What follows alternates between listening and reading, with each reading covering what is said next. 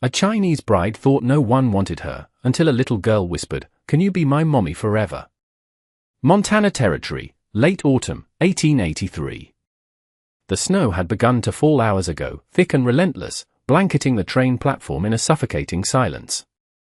The train whistle had long faded into the distance, ghosting through the white haze, but My Lin remained frozen in place.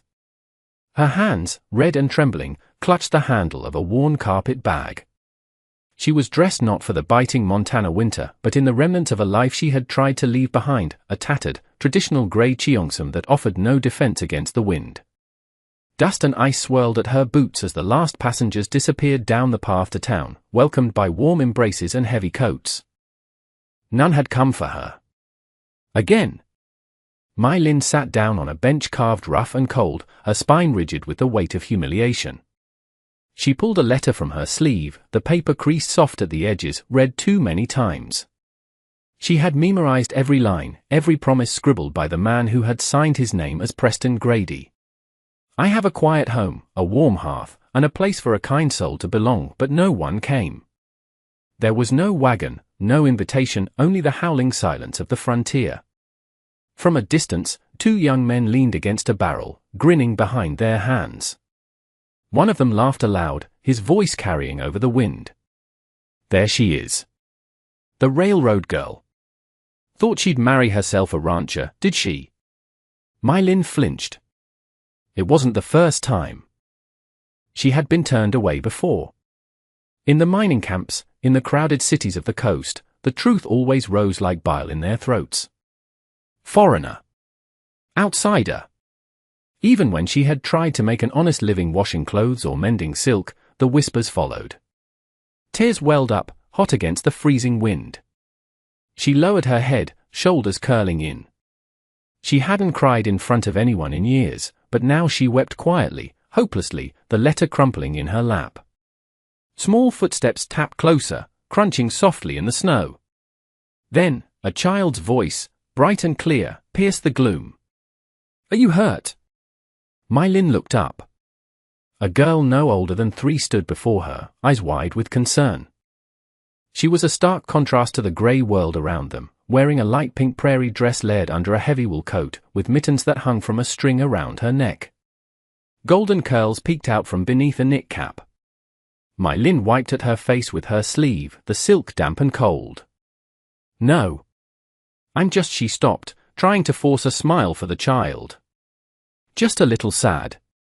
The girl studied her seriously. "Did your daddy say no?"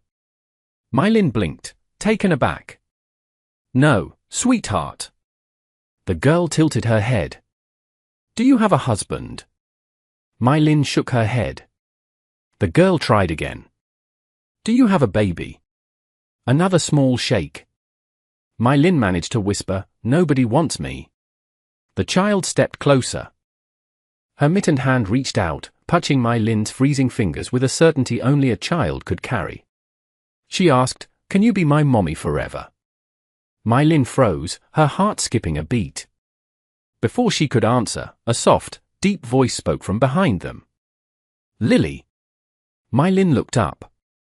A man had approached, quiet on his feet despite the heavy boots. He was broad-shouldered, dark-haired, and older than her by a few years. His coat was patched, his hat worn from long rides, and he had the rough look of someone who had lived through too much and said too little. In one arm, he carried a small sack of supplies. His other hand rested lightly on the child's shoulder. He nodded toward My Lin, his eye scanning her thin dress with a frown. "Sorry. She's got a soft heart." My Lin stood quickly, brushing snow from her cheongsam. "No trouble. She just surprised me." The man's eyes lingered on the crumpled letter in My Lin's hand. "You waiting on someone?" My Lin hesitated, shame flushing her cheeks. "I was. But it seems I've been fooled again." He nodded slowly, understanding dawning in his eyes without judgment. Lily tugged at his coat. "Papa," she cried softly. His jaw tensed. He looked back at My Lin. "You've got no place to stay." "No," she said, lifting her chin slightly. "But I'll manage." He stared a moment longer, looking at the grey silk shivering in the wind, then shifted the sack to his other hand. It's freezing, and that dress won't last an hour out here. If you want a roof and some warm broth, you're welcome to rest a while. My Lin blinked. I don't even know your name. Ethan, he said. Ethan Thorne, he gestured to the path. It's not far. You can leave after supper if you still want to. My Lin looked down at Lily, who still held her hand. Then she nodded. Thank you. And just like that, she followed the man and his daughter into the cold Montana dusk. Not with hope, but with the tiniest flicker of warmth, like a match lit in a blizzard. The path to Ethan Thorne's cabin wound through thin pine and broken hills. The sky had dimmed to a bruised violet by the time they reached it. Nestled in a hollow, the house was small, one room, a low porch, smoke curling from a narrow chimney. Lily pulled her hand gently. It's warm inside, she whispered. Ethan opened the door without a word. The fire was already crackling, casting long shadows on the rough plank walls. A single bed sat against the far corner. A small table, a rocking chair, sparse but clean. You can hang your coat there, Ethan said, gesturing to a hook by the door, then realizing she had no coat, he awkwardly cleared his throat. Or sit by the fire. My Lin hesitated. I won't stay long. Ethan didn't look up from where he removed his boots. That's up to you. But I didn't invite you here to stay forever. Just the night. My Lin's cheeks flushed. I appreciate your honesty. He moved to the hearth, stirring the stew pot. And for the record, I didn't write you any letters. My Lin blinked. You're not Preston Grady. Ethan huffed a dry sound, somewhere between a laugh and a grunt. Preston Grady is a 16-year-old boy who cleans stables in town. Likes to play matchmaker with strangers male. Likely thought it was a joke. My Lin stared at the floor, her hands clenched around the carpet bag strap. I see, she said quietly. The cruelty of it stung worse than the cold. Lily, sensing the tension, climbed onto the bench near the fire and patted the seat beside her. You can sit here, she said. It's warmest. My Lin Saturday. They ate in near silence. Ethan said little, My Lin said less. Only Lily, with her cheerful humming and slurping, seemed untouched by the awkwardness. After supper, My Lin stood. Thank you for the meal. I should go. But before she could reach the door, Lily slipped from her seat and latched onto the grey silk of her dress. No, the child cried. You said you didn't have a house. This is 1 inch. My Lin bent down gently. Sweetheart, this isn't my house. Lily's lip trembled. It can be. Just for a little. My Lin glanced at Ethan, unsure what to say. He leaned back in his chair, arms crossed. She gets attached fast, he muttered. I'll sleep in the barn, My Lin said. Or by the hearth, just for tonight. Ethan didn't answer right away. Then he nodded. You can take the cot. I'll stay up. My Lin looked around, and that's when she saw it. In the corner, tucked behind a stack of folded blankets, hung a small dress, beaded, handmade, the kind worn by indigenous tribes of the plains. Beside it, a low wooden shelf held a few items, a feather, a string of turquoise, and a small pouch of dried sage. My Lin stepped closer. She was native, she asked softly. Ethan's voice came from behind her, guarded. Crow. My Lin turned. He didn't flinch. She died during the frost last year. Fever took her fast. My Lin's heart pulled tight. I'm sorry, she said. Ethan gave no reply, only added another log to the fire. Later, when Lily had drifted to sleep curled beside the dog, My Lin sat by the window with a blanket around her shoulders. Ethan spoke from across the room. You can stay just for a few days. She's calm when you're here. My Lin looked toward him. That's all right. I won't ask for more. He nodded once, then went back to his chair. Neither spoke again that night, but the fire burned low, and the cabin no longer felt like a place meant for one. It began with a shiver. Lily, who had danced barefoot in the cabin that morning, now lay curled on the cot, her skin flushed and damp. By nightfall, her breaths came in shallow gasps, her body trembling beneath the quilt. Ethan hovered beside her, eyes wide with panic. His hands, usually so steady with a hammer or rifle, now shook as he tried to press a wet cloth to her burning forehead. "She's burning up," he muttered. "I don't know what's wrong." My Lin had been sorting herbs she carried in her bag when she heard the strain in his voice. She stood quickly, crossing the room. "What happened?" "She was fine this morning," Ethan said. "Just a sniffle." Then she got quiet. Too quiet. My Lin placed her hand on Lily's cheek. The heat pulsed through the skin like fire under thin ice. "She has a fever," My Lin said calmly. "A bad one." Ethan's mouth tightened. "Can we take her to town?" "Not tonight. The storm is back, and she won't last the trip in the cold." Ethan stood, pacing. "I don't know what to do." My Lin touched his arm. "I do." He looked at her, surprised. "My father," she said, "worked on the railroads, but before that, he was a healer in Guangdong. He taught me things. Things that work when nothing else does." Ethan hesitated, looking at her foreign clothes, her foreign face. Then he looked at his daughter gasping for air. He nodded. "Do it." My Lin moved quickly.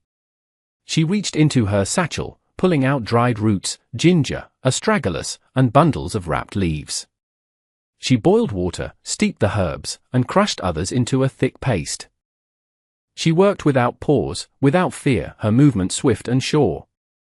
Ethan watched from the corner, arms crossed but tense. "She is just a child," My Lin murmured as she placed a warm herbal cloth on Lily's chest. "But she burns like she's carrying the world." "She's all I have," Ethan said hoarsely. My Lin did not answer, she kept working. She lifted Lily's head, coaxed her lips open, and dripped the bitter tea slowly past her tongue. The girl whimpered but swallowed. "She needs to sweat it out," My Lin said.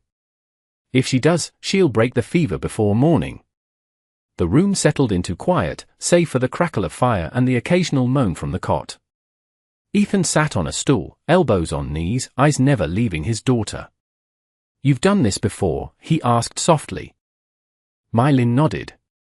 "Many times. In the camps, doctors would not treat the Chinese workers. We had to save ourselves." Ethan's jaw twitched. "You sound more sure than most doctors I've met." "I had to be," she said simply. "Where I grew up, nobody came for us when we got sick."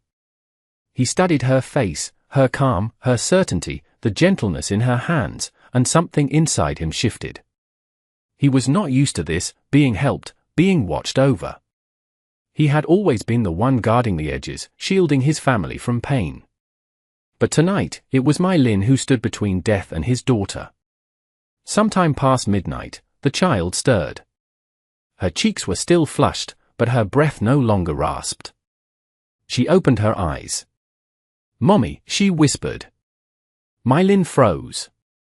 Ethan inhaled sharply. Lily reached out, fingers fumbling, until they found My Lin's hand. She gripped it tightly, then drifted back into sleep. My Lin looked at Ethan, lips parted. She doesn't understand," My Lin said quietly.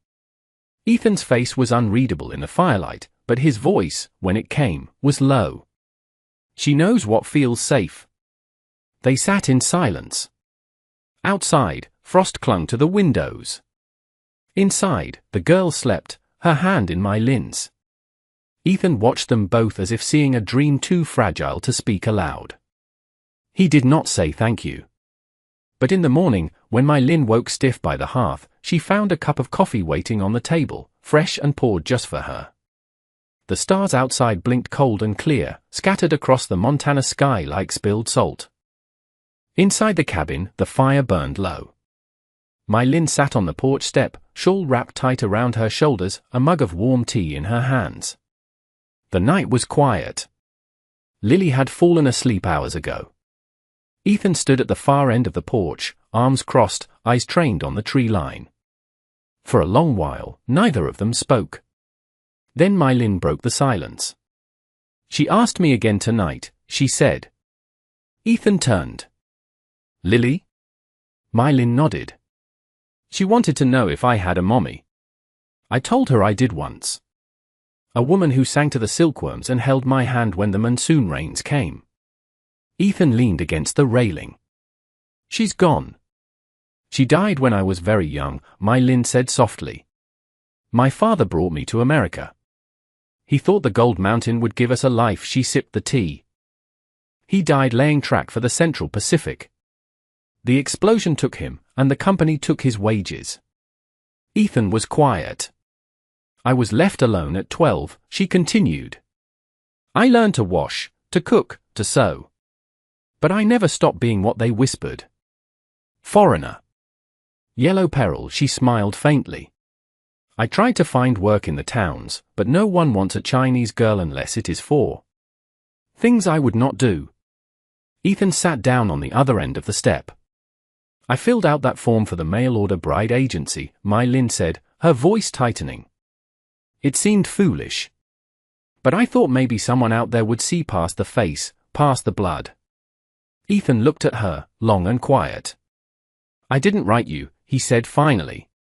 Mylin gave a half smile. "I know." They sat in silence. Then Ethan spoke, his voice low. "I knew a man once who said blood tells the truth of a person." Mylin glanced sideways. "You believe that?" "I did," Ethan said. "Then I married a woman the town called a savage. My wife, Kaya. She was Crow. She had eyes that laughed at me even when her mouth didn't." He stared out into the darkness. "When I brought her back to town, they stared. Whispered that she'd put a spell on me. That our child wouldn't belong to God." Mylin felt her breath catch. "When winter came 3 years ago, I went out to find supplies," Ethan said, the weight of the memory pressing him down. "When I came back, the house was cold. Kaya was gone. Fever took her, but it was the isolation that killed her. No one would come to help a sick Indian woman." He looked at Mylin. "I buried her beneath the cedar tree. Told myself I'd raise Lily alone so no one could take anything else from me. I stopped choosing love. I chose survival." Mylin sat still, her hands clenched. "I understand," she whispered. "I didn't come here to fall in love either," Mylin said. "I just wanted a place where I wouldn't have to say sorry for existing." They looked at each other for a long moment. Nothing romantic passed between them, no brush of fingers, no sudden declarations, only the simple, raw understanding of two people who had survived being unwanted. "She would have liked you," Ethan said after a moment. Mylin smiled faintly. "She made a beautiful daughter." "She was the strongest woman I ever met," Ethan said. Mylin looked at the snow-covered ground. "Then I'll make sure her daughter grows up knowing that." Ethan stood, crossed toward the door, paused, and turned back. "You don't have to stay. I know that. But if you do, you won't owe me anything." "I'm not here to be owed," Mylin replied. "I'm just here." Another silence. But this one didn't ache. It settled around them like a blanket, warm with something like peace. The wind had shifted by mid-afternoon, becoming colder, sharper, with a whisper of fresh snow in its teeth. Mylin had just finished hanging a blanket to dry when she realized the yard was too quiet. "Lily?" No answer. Mylin dropped the blanket, eyes scanning the field. The gate near the tree line stood open. Panic clawed up her throat. She ran, her worn boots pounding across the frozen ground, calling the child's name. "Lily!" She found the little footprints by the stream first, then the pink ribbon from the dress snagged on a thorn bush. And then, a splash, a scream. "Help!" Mylin's heart stopped. Down by the edge of the creek, Lily flailed in the ice-cold water, swept by the current, her small hands grasping for a branch, slipping. "Hold on!" My Lin yelled, already tearing off her heavy borrowed coat, not thinking, only moving. The water was a blade of winter, it stabbed through her skin, her chest, her spine. She gasped but kept going, wading into the freezing mud as she reached for Lily. "Come here! I've got you!"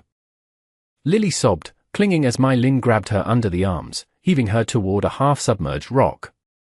She pushed the child up with every bit of strength she had left. "Stay there! Hold tight!" Lily clutched the rock, trembling.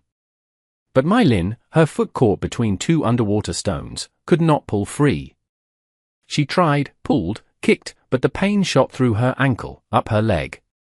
Her arms burned from the cold. Her breath came in ragged gasps. The last thing she saw was Lily's face, pale and wet, eyes wide with terror. Then, the world went dark.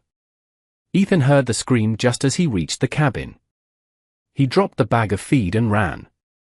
No coat, no weapon, only instinct and dread. He followed the trail, his boots crushing the snow. Then he saw them.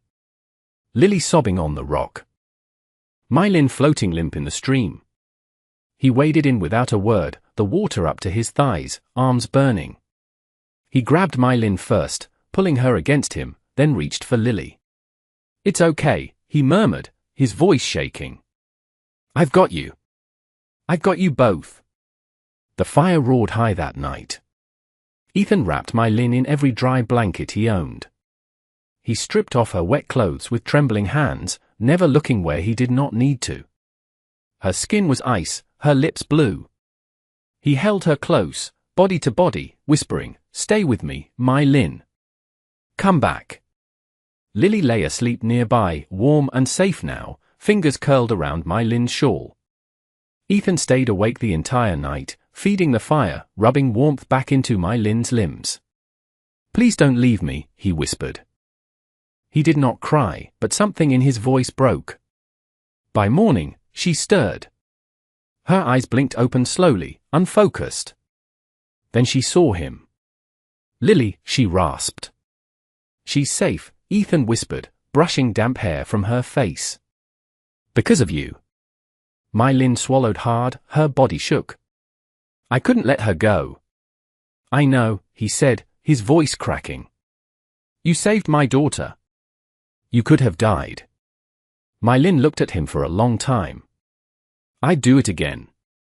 Ethan bowed his head. For a moment, he could not speak. Then, very softly, "Don't ever leave again, My Lin. Don't. Please." She touched his hand weakly, her fingers curling around his. "I wasn't planning to." And for the first time, Ethan did not just see a woman who had arrived by mistake. He saw someone who had chosen to stay. Someone who already belonged. When My Lin awoke fully, it was still dark outside. The fire had died down to embers. Lily was the first to move. She had been sitting quietly by My Lin's side, holding a ragged doll. The moment My Lin stirred, Lily's eyes lit up. She cried, scrambling up onto the cot and wrapping both arms around her. "You woke up." My Lin, still groggy and weak, blinked as the small body pressed into her chest. "Sweetheart." Lily pulled back just enough to look her in the eyes. "Can you be my mommy forever?" The same question. The same tiny voice. But this time, My Lin did not flinch. She pulled the child close again, holding her tightly. Her arms shook, not from the cold anymore, but from the weight of something she had never dared to want. Tears slipped down her cheeks as she whispered, "Yes. Yes, baby. If you'll have me, I will." Lily nodded fiercely, as if sealing a sacred promise, and snuggled under the blanket beside her. My Lin held her like she'd been born to. At the doorway, Ethan stood silent. He had heard it all. He did not interrupt. He did not move. Only when Lily drifted off again did he step outside into the cold. The stars above the cabin flickered behind drifting clouds. Snow had begun to fall again, light, silent, as if the sky were blessing the earth gently. After a while, My Lin rose carefully from the bed. She wrapped herself in a shawl and stepped out onto the porch. Her feet made soft sounds across the wooden planks. Ethan stood with his back to her. My Lin stood beside him. They said nothing at first. Then Ethan cleared his throat. "I ain't much for speeches," he said. "And I ain't got much. Not like others." My Lin watched him, waiting. "I didn't send that letter," he continued. "Didn't plan for this. For you." "I know," she said softly. Ethan hesitated. His hand rose to rake through his hair. "But when I saw you holding her. When I heard what you said to her tonight," he turned to face her. "I don't got silver rings or preacher's vows. I've got this porch. A fire that doesn't always stay lit. A fence that still needs mending," he swallowed. "But if what you want is a place to stay, if what you need is not to be alone, then I've got that. I've got this. I've got her. And I want to have you, too. If you'll let me." My Lin's heart tightened. Her throat ached with everything she wanted to say, but all that came out was, "Ethan." He looked down, unsure, waiting for rejection. She reached for his hand. "I don't want just a porch," she said. "Or a roof.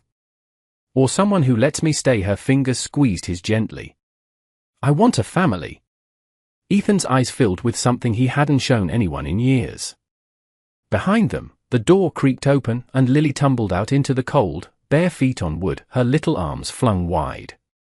"My mommy and papa," she shouted, spinning in a circle, laughing as the snow touched her face. Ethan reached down and scooped her up, settling her between them.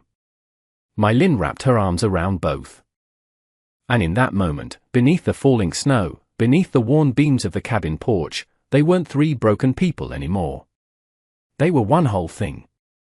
A family. The wind carried the scent of dry sage and sweet grass across the open plains. It was early autumn, a year since that cold day at the train station. My Lin stood in the doorway of their cabin, one hand resting gently on her round belly. Her second child was due any day now. The cabin had changed. Ethan had added a second room, patched the roof, and built shelves for My Lin's drying herbs and glass jars of salves. A small sign hung above the door, "Thorn and Lin, Herbs and Help." At first, the townsfolk kept their distance. But My Lin never turned anyone away. Children came first, curious about the strange woman who knew which roots cured a stomach ache. Then came the mothers, asking quietly for remedies. Then old men with aching knees. No one whispered "foreigner" anymore. They said Miss My and meant it. Ethan watched it all unfold with quiet reverence. He was still a man of few words until Lily was involved. Then his voice turned into something else entirely, light. And today, beneath a sky streaked with amber clouds, something long overdue was happening. They were getting married. No church, no preacher, just a wide field brushed with gold grass and a handful of neighbors who had once whispered but now brought honey and cloth as gifts. My Lin wore a dress she had sewn herself, soft brown cotton trimmed with lace, but with a collar that rose high in the style of her homeland. Ethan waited for her beneath the sycamore tree. Lily ran ahead, wearing her pink dress, now slightly short at the ankles, carrying a bouquet of wildflowers. Ethan's hands trembled as My Lin approached. He had fought wars and faced down winters, but this made his knees weak. They stood face to face. "I don't have rings," Ethan said, voice low. "And I don't have a name that ever meant safety." My Lin reached out, taking his calloused hand. "I don't need safety," she said. "I just need home." She looked at Lily, who smiled with pride. "I used to be a woman no one chose. A girl passed over. But today," she placed her hand on her belly. "Today, I am part of a family." They kissed beneath the tree. There was no music, but Lily hummed something sweet as the sun dipped behind the hills. That night, My Lin's labor began. Ethan did not sleep. He paced, fetched water, and when the moment came, he caught his child, his son, with hands that had once only known the trigger of a gun. Mai Lin, sweat on her brow, looked up at him. He held the baby close, tears in his beard. "You were not a mistake," he whispered. "You are my choice. Every day." In the morning, Lily tiptoed into the room. She clambered onto the bed beside her mother and stared wide-eyed at the swaddled bundle. "Come meet your brother," Mai Lin smiled sleepily. Lily leaned close and kissed the baby's cheek. Then she turned to her mother. "Mama, you picked me, right?" Mai Lin blinked. "What do you mean, sweetheart?" Lily touched the baby's hand. "I wasn't born in your tummy. But you still picked me. Like him. Like Papa picked you." Mai Lin's heart squeezed. She pulled both children into her arms. "Yes," she said. "I chose you. Papa chose me. And now we all choose each other. No one's left behind here." Outside, Ethan was tending the garden, humming softly. From where Mai Lin sat, she could see him bend and pull a weed, then glance toward the window. He smiled.